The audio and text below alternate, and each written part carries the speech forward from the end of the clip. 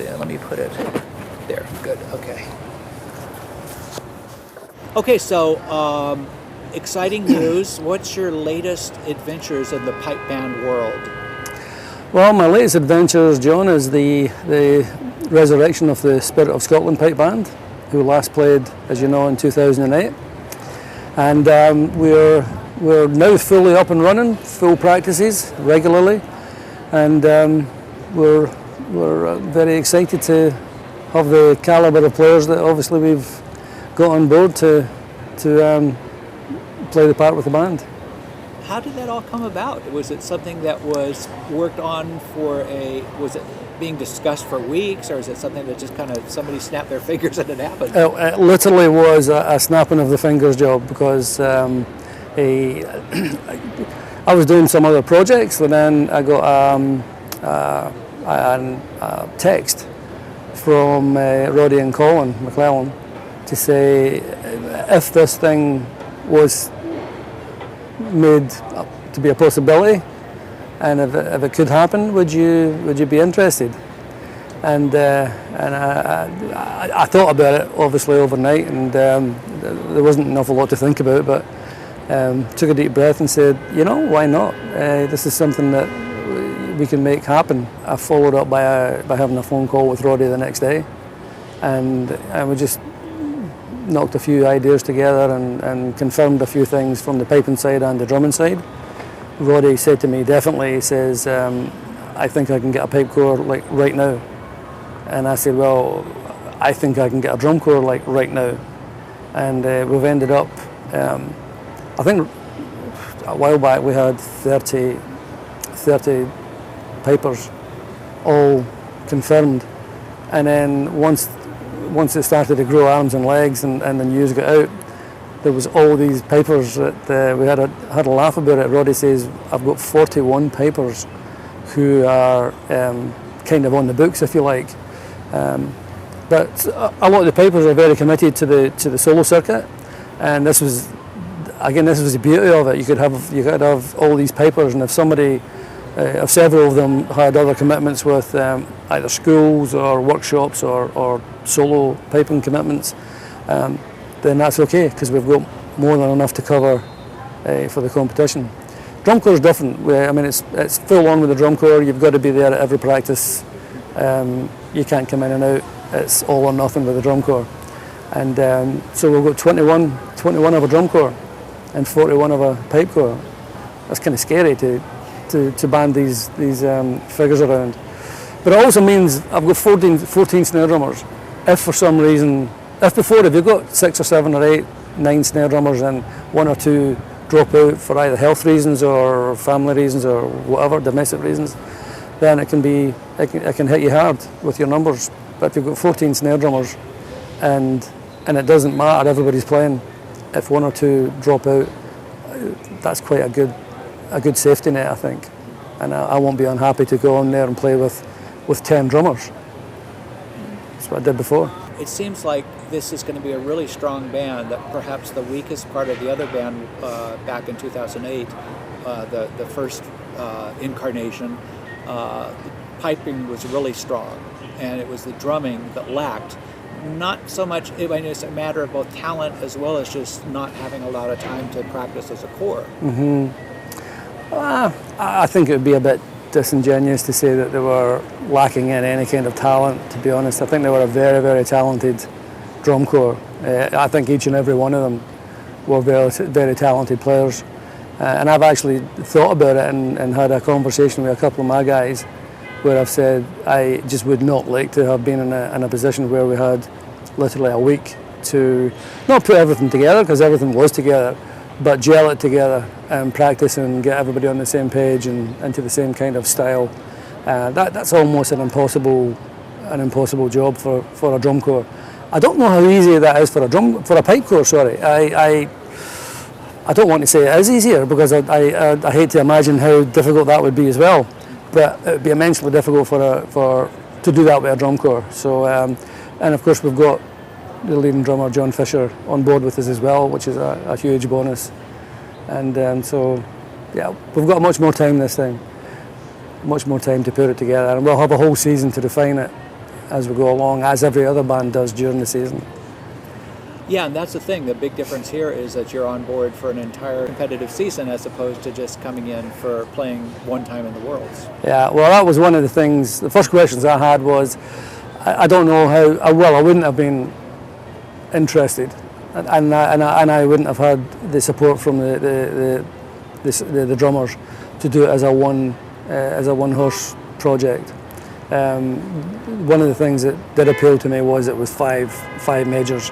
And so that was important, and it meant we could start right away, and then we had a few months to get everything written and distributed amongst the players, and then we've got from May till middle of August to keep refining it, and that's really that's what every band does. That's what we did before, and that's good. I wouldn't have been interested in one competition. Too much work for one competition, and I'm not saying it wouldn't have been worth it. For me, it would have been worth it, but I think it would have been difficult to get the level of players and the number of players that I've got on board to sign up to that. So, you were kind of until this came along, what were your plans for the future? You were in kind of a state of limbo as far as the band world. Yeah, I was, and there was a few options on the table, and I was just waiting on something happening, and it's. I know time was moving on, and so when I got the call and we discussed it with Roddy, I thought it was a perfect fit for me. It was a perfect fit for everybody else, and so I had lots of projects on the go actually, which were starting to mount up, and on my teaching side and business side, I can be probably a bit more effective without having the competition side. However, I wasn't ready to give up, but I'm doing it for one more year, one more season, and that will be my swan song.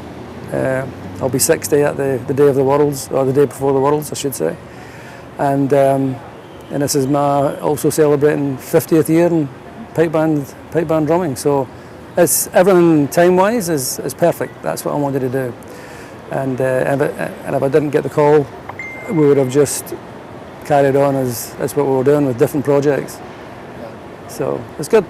I was a very happy guy when I realised that we could get out there with the people that we were involved with. Yeah. Well, I mean, this band, the Spirit of Scotland Pipe Band, with the drum corps it has now and the pipe corps, really has a chance to be the greatest band of all time. I mean, I know people don't want to be thinking too much about that. I'm sure that's not what you're thinking, but that's what maybe people looking in from the outside are thinking. I know. Yeah, a lot of people have mentioned the same thing to me. I can tell you, I am absolutely not thinking that.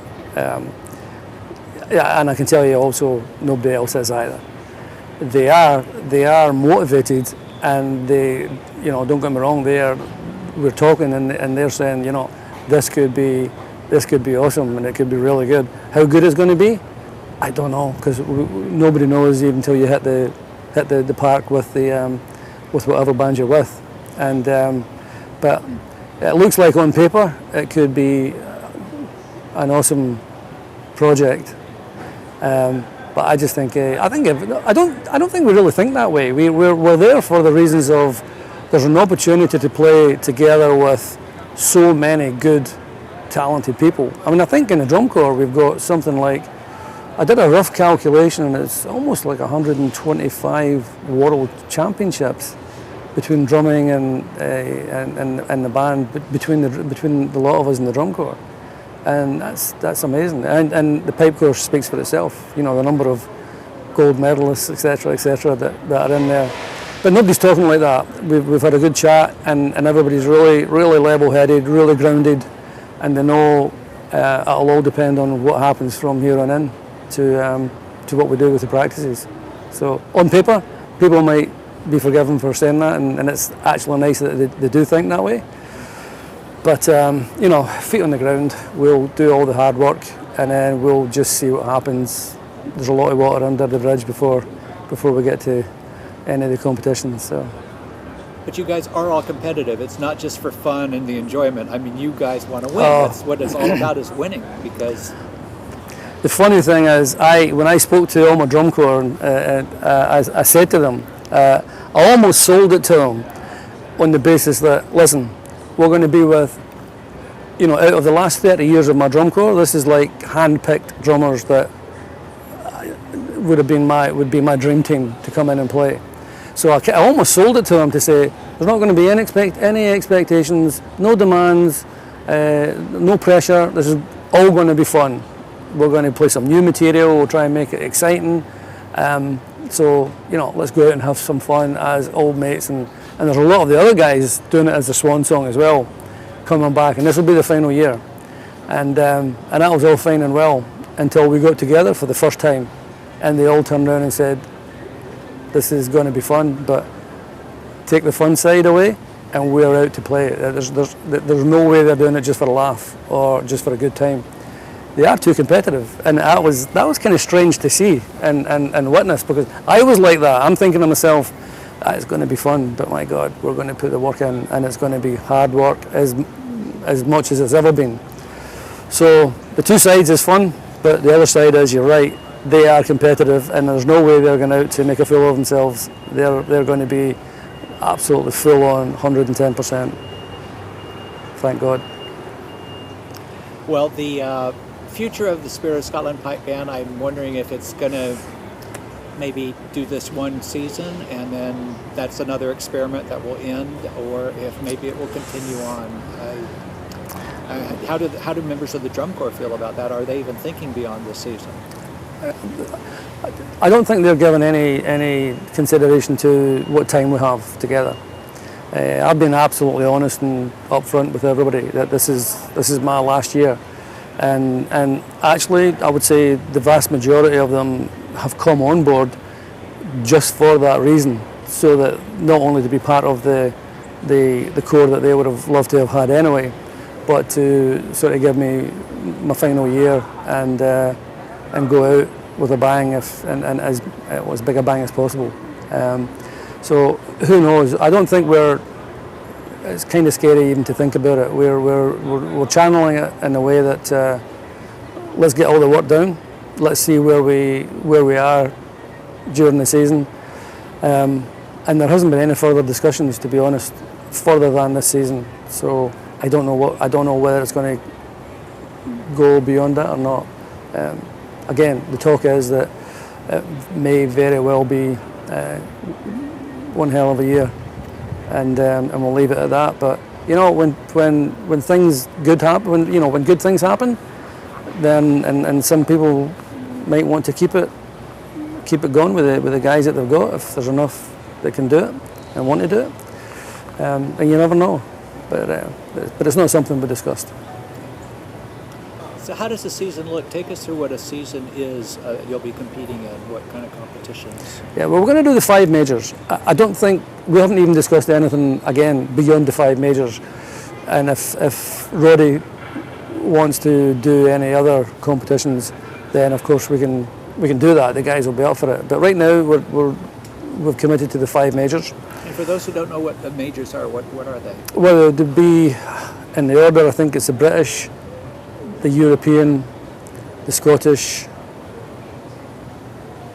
the British, the European, the UK Championship. That might be the opposite way around about. The Scottish Championship, then it ends with the World Championships on I think it's the 12th and 13th of August, Friday and Saturday, and that would be the end of the season, and maybe the end of the project. We don't know, but it's given us a good time. Possibly a concert in the works? Possibly. We are concentrating and focusing on the competition material first. Once we get that in place, we can certainly look at that. But there's nothing to say that the band goes from the competing arena to doing some major concerts. Maybe we don't need to compete. Maybe we can keep the band as a top line concert band. Again, there's enough players to do it. We can do mini concerts. We can do mini concerts with over 60 members. You could do concerts and easily have the numbers to do it, and then just build a repertoire up. I think that would be quite neat, to be honest with you. I would be in for that, definitely. Yeah. The competing side, I'm not ready to stop competing. I just think it's the right time. I don't want anybody tapping me on the shoulder saying, I think it's time you stop competing. Or I always said I would know in my own head, and I've known for a couple of years that, my 60th birthday is a good time to do it. Yeah. I could go on forever. I feel I could go on forever. That's wrong to say that. I feel like I could go on forever, but that's sometimes just not what you do. It's better to go at a time when you can still play. I always wanted to stop competing when I could still play. I think that's, for me, it's the right thing to do. And but then I can use that to do all my other projects, and there's just so many that I've got in my head and kind of almost on paper to do. But the concert side does appeal to me. Yeah, no stress, fun. Yeah. Well, anyway, good luck for this season, and I'm looking forward to booking my reservation to go over and at least see the band at the Worlds. Yeah. Thank you. Yeah. It's going to be, good. be quite awesome. Yeah. Thanks. Okay.